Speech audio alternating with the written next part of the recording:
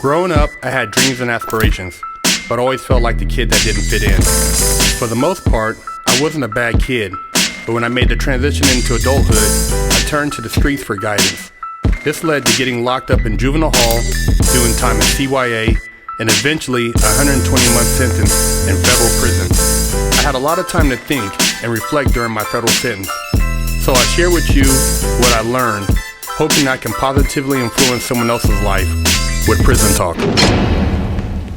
6, getting down fresh out and Prison Talk.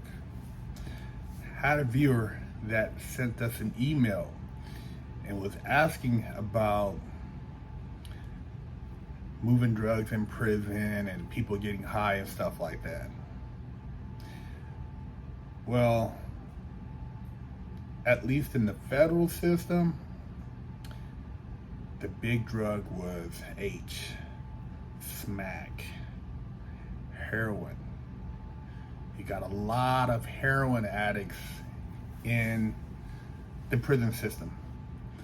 I heard in the state they have a lot too, because heroin is just, it's a drug of choice, man. People like to nod off, and it's super expensive.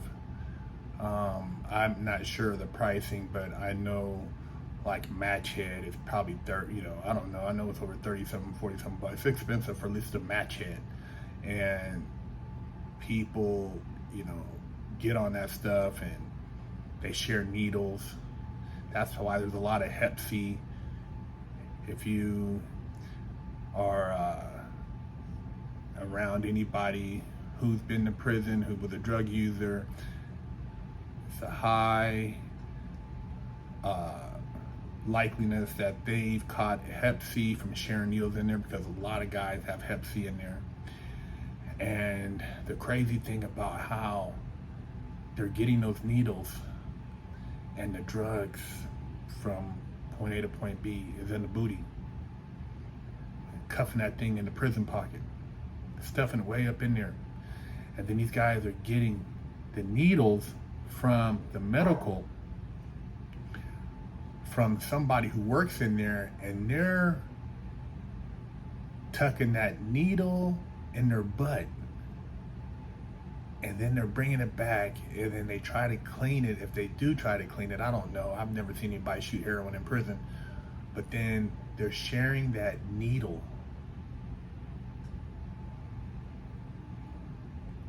A used needle, man. That's how bad it is in there. A used needle, people are shooting heroin. I remember I seen a guy one time. I came up to a cell and he had like blood leaking from his forearm. And I'm looking like, damn, what's that right there? And he noticed me looking and he rubbed his forearm. I'm not knowing, but he had just shot up some heroin with another guy. And on top of it, I didn't know that this guy had been building up a debt. Getting drugs on the front from people in there. And that's the quickest way to get yourself killed. I remember one of the guys he used to socialize with, he used to always have these magazines taped around his waist. And he was kind of a big dude. He wasn't no punk. He was this dude he was a savage up in there, but he was also a heroin addict. And he kept those magazines around him when he hit the yard to go work out or do different things, because for one, I think he owed some people, and he always kept a blinky on him, but he wanted to be prepared in case they tried to stab him, because that's the most vulnerable area. Somebody try to catch you from behind, and that would be kind of like a defense to that. But all over drugs, this guy, I never really, had a whole lot of conversation when I've seen him. He had that look in his eyes, but he knew the other guy I knew, and they shared that common interest, heroin. And it's just a crazy thing in prison, man, that people are that caught up in drug use that they'll share needles, keister, use needles, pull drugs out of their booty holes. And, that's a regular thing. The booty hole becomes a method of transport. There was another guy, he was on heroin and I didn't know it. I was kind of green because I was like, dude, why this guy, he's been like in a cell for like a day or two. He hadn't even come out. Well, he had done, some heroin and just, passed out and would just stay in there for days, have his little blanket up, like a do not disturb. I think he'd be up for count, whatever, and just be out, man. I'm like, what's up, man? This dude, he seemed normal when I seen him any other time, but I didn't know he was on heroin. And some people sniff it, but I think that's more if you have like, I don't know, if you have, I guess, a certain kind. I don't know how that breaks down. Somebody could comment, but some guys snort it. A lot of guys snort it. They get down with the, put it up their nose. Not everybody's shooting it, but a lot of guys do shoot it because it's I guess the effect is different. But somebody who maybe wasn't a drug addict and they were so depressed, or maybe they just lost hope. Once they try that, they say they just go down a dark hole, man. And it's hard to get out of that dark hole. You just kind of spiral. It's scary, man. Not only are you thinking about your life in there, surviving, getting out one day to freedom, but you don't want to get caught up in any type of drug use.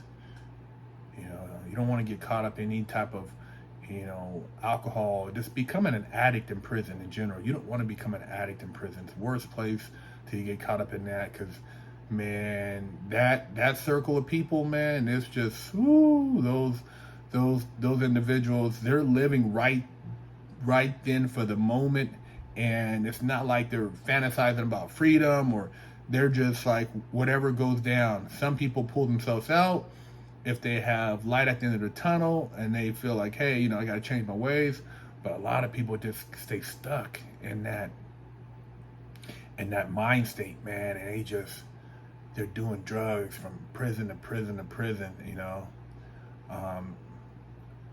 maybe if somebody gets a visit or somehow snaps out of it, or it just, if somebody puts hope into their heart, they'll come off the drugs. But a lot of it, like I said, you're doing drugs right out of somebody's booty, man. So if you're a drug addict on the street and you're doing crime and you go to prison, you'll be picking it out of somebody's butt. You'll be sharing drugs out of somebody's butt, even the weed out of somebody's butt. The marijuana come from somebody's butt. And to know that if you do drugs with somebody in prison, it's not free. That person, they will get you to do it with them, but now you got to split the cost. So if they owe Big G, you owe Big G, because you were in there getting high with them. And then you got random drug tests. Officer run up in there, you got to do a drug test. You test dirty, you're going to the hole. You're under investigation. Where'd you get it from? There's all type of shit, man, with the drug trade in there. It's not something you want to get involved in. And if you already have pill habits out here, used to being high, it's easy to get pulled into that, getting high in prison. And it's not a good look, man. It's not a good look. And you get, pulled into another situation where they might, if you're the man getting visits, they're going to want you to have your girl bring the drugs, or bring another dude whose girl's bringing the drugs. And if his girl's bringing the drugs and they're watching her, and your girl, her mule, her transportation, she could be caught up in a conspiracy to bring drugs into the institution because she drove her there. They'll search the car in the parking lot. They'll, call the marshals on you. Hey, you got a federal case. You brought drugs into a federal facility. You're now being charged because your man wants to do this, and these guys told you that so and so's girl needs a ride. Well, she needs a ride because they want to involve her in the conspiracy, and they might not do it purposely, but these guards, they're watching these. They got surveillance cameras everywhere. They already know who's bringing in the shit. They just let it go on because some of these things are a part of the commerce of the prisons is the drug trade. They know who's running the poker table. They know who the store man is. They know who the drug man is. Sometimes they can't figure out how he's getting the drugs, but it's a small little micro of the macro. So it's like putting a whole hood in a little fenced-in area and watching everything.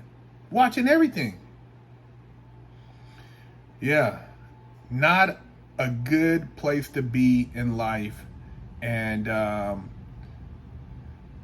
it's a very dirty scenario, man. Stay away from drugs, period. And in prison, it's definitely a no-no. And for the squares out there, you think you go in there and you're just doing your time, and somehow you get pulled in some shit. Now they got your wife, bringing some other, female, and she's, oh girl, blah blah blah. They acting like they buddies, and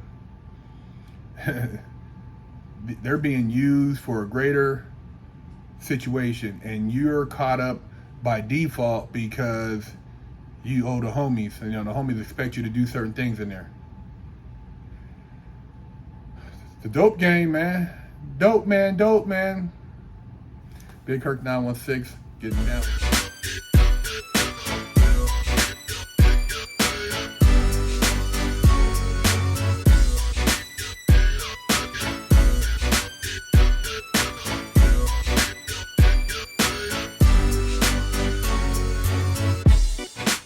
Lockdown's over.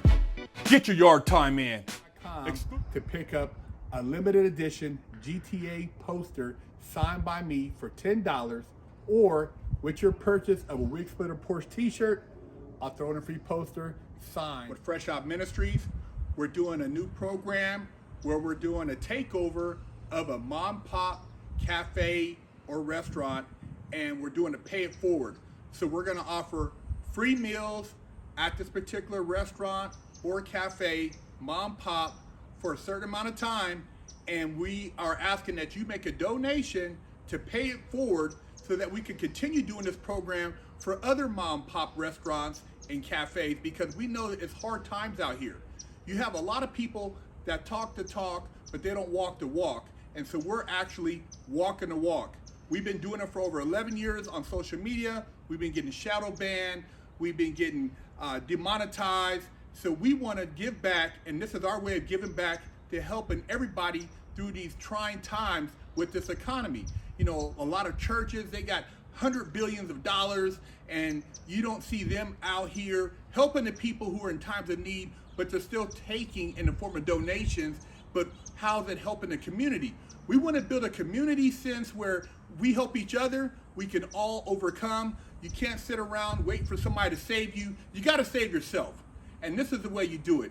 So by us being able to do these takeovers with Fresh Out Ministries, with the mom pop restaurants and cafes, we want to be able to film, talk to you guys, get your feedback on what's going on right now in society. Hopefully you guys find it in your heart to donate.